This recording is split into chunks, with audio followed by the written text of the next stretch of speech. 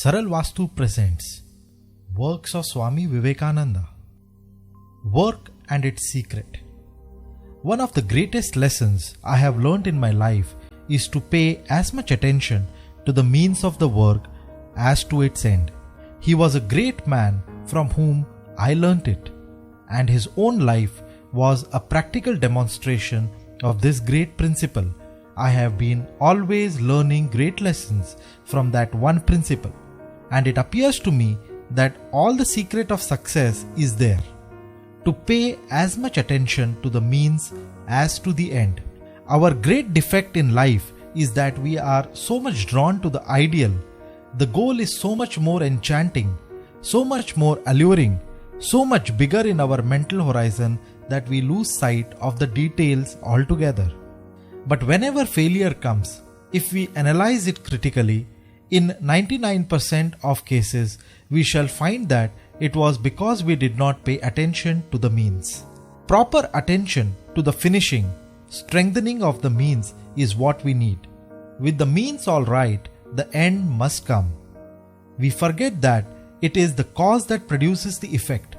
The effect cannot come by itself, and unless the causes are exact, proper and powerful, the effect will not be produced. Once the ideal is chosen and the means determined, we may almost let go the ideal, because we are sure it will be there when the means are perfected. When the cause is there is no more difficulty about the effect. The effect is bound to come. If we take care of the cause, the effect will take care of itself. The realization of the ideal is the effect. The means are the cause. Attention to the means, therefore, is the great secret of life. We also read this in the Bhagavad Gita and learn that we have to work constantly, work with all our power, to put our whole mind in the work, whatever it be that we are doing. At the same time, we must not be attached. This is to say, we must not be drawn away from the work by anything else. Still, we must be able to quit the work whenever we like. If we examine our lives, we find that the greatest cause of sorrow is this. We take up something and put our whole energy onto it. Perhaps it is a failure, and yet we cannot give it up.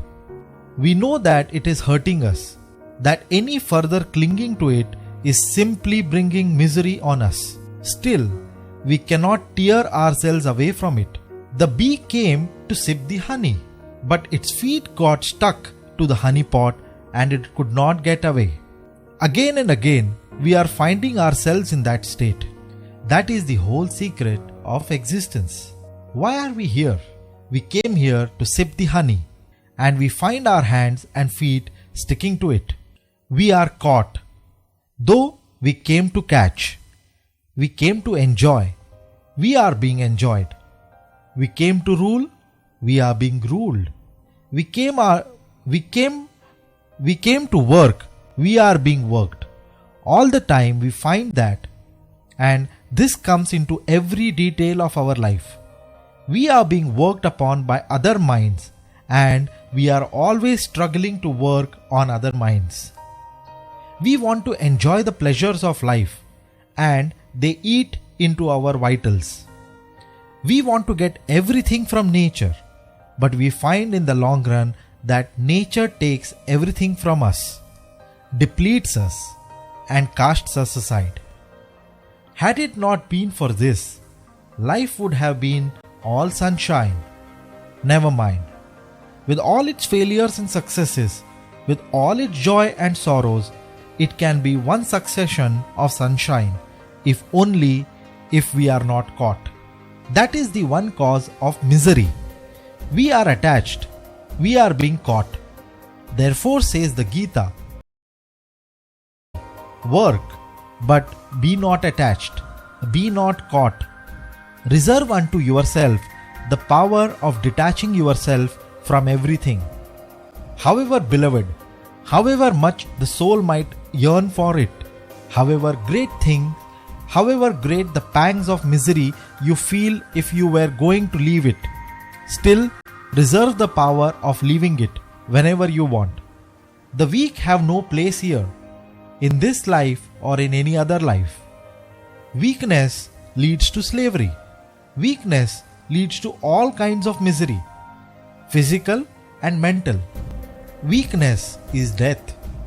There are hundreds of thousands of microbes surrounding us, but they cannot harm us until and unless we become weak, until the body is ready and predisposed to receive them. There may be a million microbes of misery floating about us. Never mind. They dare not approach us. They have no power to get hold on us until the mind is weakened. This is the great fact. Strength is life. Weakness is death. Strength is felicity. Life eternal, immortal. Weakness is constant strain and misery. Weakness is death. Attachment is the source of all our pleasures now. We are attached to our friends, to our relatives. We are attached to our intellectual and spiritual works. We are attached to external objects so that we get pleasure from them. What again brings misery but this very attachment? We have to detach ourselves to earn joy. If only we had the power to detach ourselves at will, there would not be any misery. That man alone will be able to get the best of nature, who, having the power of attaching himself to a thing with all its energy, has also the power to detach himself when he should do so. The difficulty is that there must be as much power of attachment as that of detachment. There are men who are never attracted by anything. They can never love. They are hard-hearted and apathetic. They escape most of the miseries of life. But the wall never feels misery. The wall never loves, is never hurt, but it is the wall after all. Surely, it is better to be attached and caught than to be a wall. Therefore the man who never loves, who is hard and stony, escape most of the miseries of life, escapes also its joys. We do not want that. That is weakness. That is death. That soul has not been awakened. That never feels weakness, never feels misery. That is a callous state. We do not want that. At the same time, we not only want this mighty power of love, this mighty power of attachment, the power of throwing our whole soul upon a single object, losing ourselves and letting ourselves be annihilated, as it were, for other souls, which is the power of gods. But we want to be higher even than the gods. The perfect man put his soul upon that point of love, yet he is unattached. How comes this? This is another secret to learn. The beggar is never happy. The beggar only gets a dole with pity and scorn behind it, at least with the thought behind that the beggar is a low object. He never really enjoys what he gets. We are all beggars. Whatever we do, we want a return. We are all traders. We are traders in life. We are traders in virtue. We are traders in religion. And alas, we are traders in love.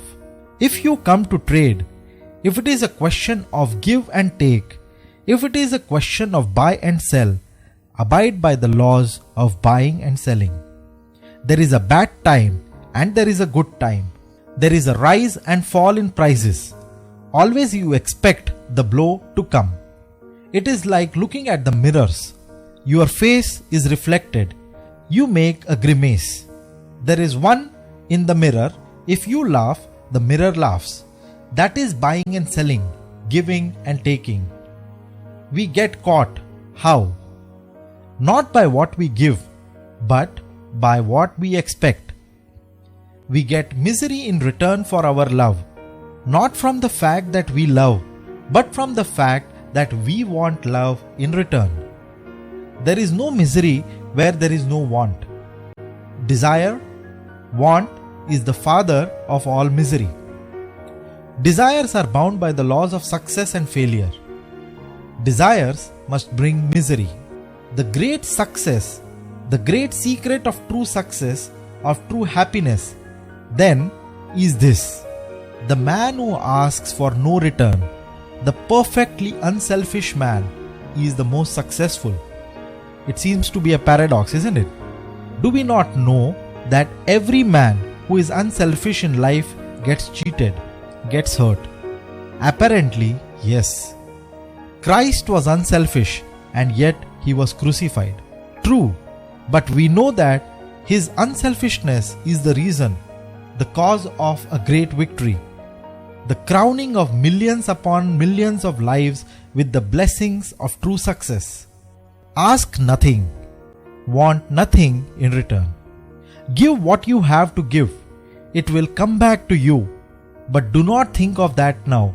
It will come back multiplied 1,000-fold, but the attention must not be on that. Yet have the power to give. Give, and there it ends. Learn that the whole of life is giving. That nature will force you to give. So give willingly. Sooner or later, you will have to give up. You come into life to accumulate. With clenched hands, you want to take. But nature puts a hand on your throat and makes your hands open. Whether you will or not, you have to give. The moment you say, I will not, the blow comes. You are hurt. None is there but will be compelled in the long run to give up everything. And more one struggles against this law, the more miserable one feels. It is because we dare not give, because we are not resigned enough to accede to this grand demand of nature, that we are miserable. The forest is gone, but we get heat in return. The sun is taking up the water from the ocean to return it in showers. You are a machine for taking and giving. You take in order to give. Ask, therefore, nothing in return, but the more you give, the more will come to you. The quicker you can empty the air out of this room, the quicker it will be filled up by the external air.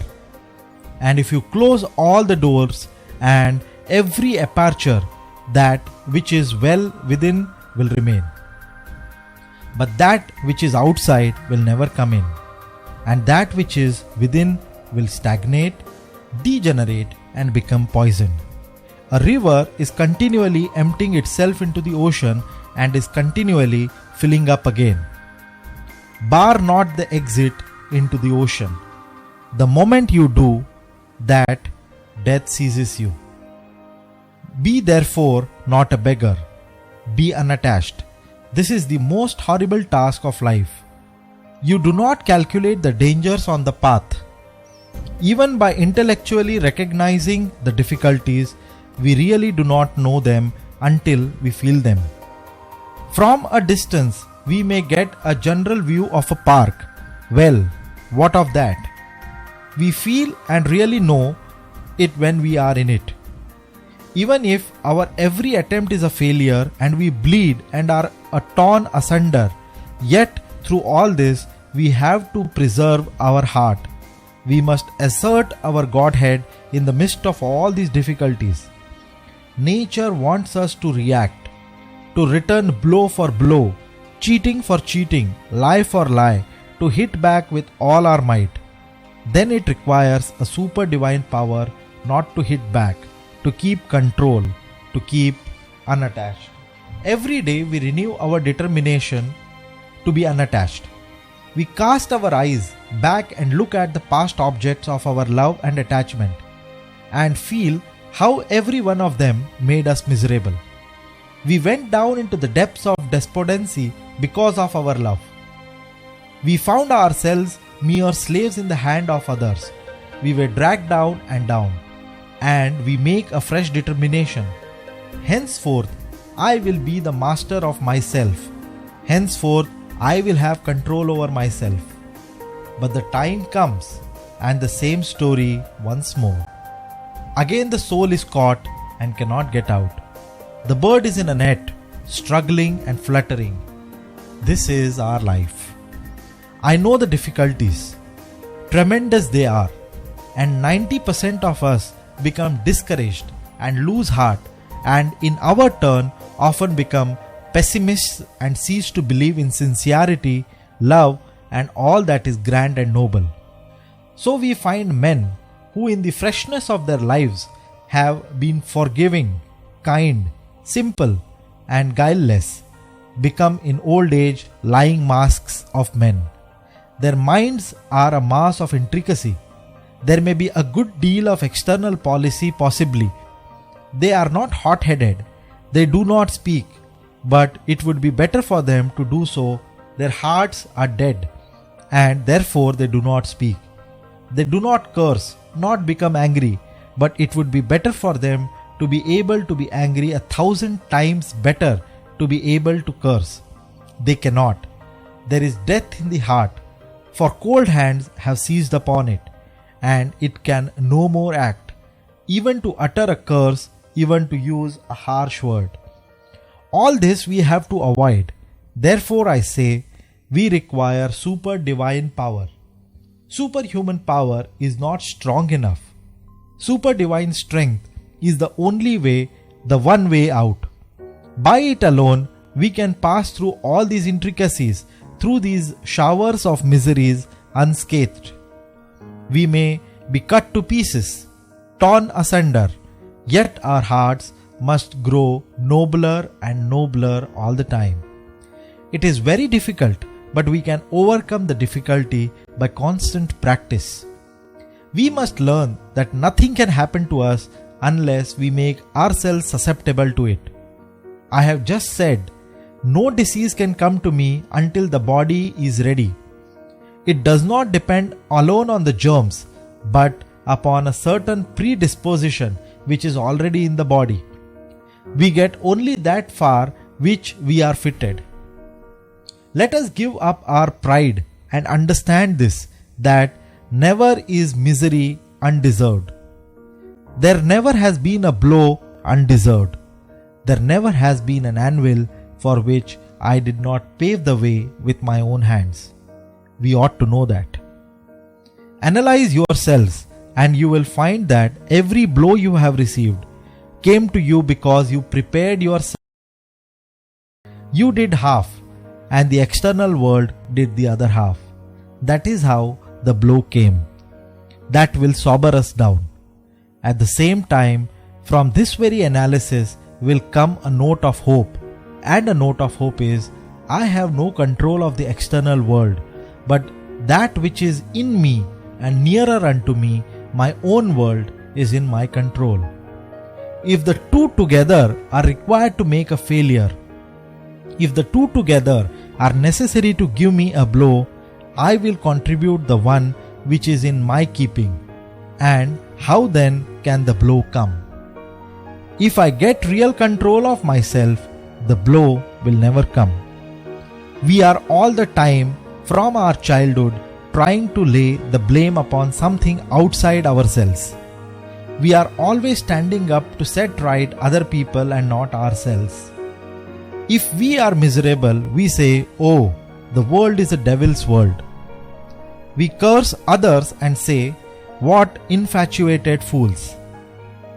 But why should we be in such a world if we are so good? If this is a devil's world, we must be devils also. Why else should we be here? Oh, the people of the world are so selfish. True enough. But why should we be found in that company if we be better? Just think of that. We only get what we deserve. It is a lie when we say the world is bad and we are good.